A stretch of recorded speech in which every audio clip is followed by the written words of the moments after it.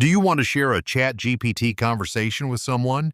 You can do it in just a few seconds using the built-in share feature.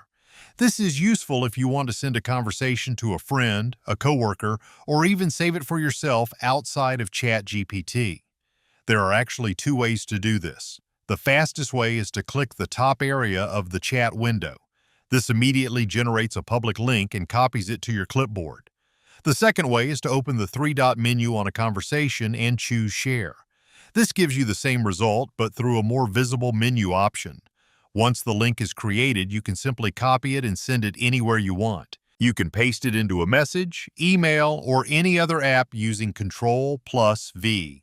You also have options to share directly to platforms like X, Reddit, or LinkedIn, but those will require you to log into those services. If you don't want to use them, you can just stick to copying the link manually. When someone opens the link, they will see a read-only version of your conversation in their browser. They won't be able to change anything in your original chat. This is a simple way to share useful answers or workflows without screenshots or manual copying. Thanks for watching, and check out my other ChatGPT tutorials for more quick tips.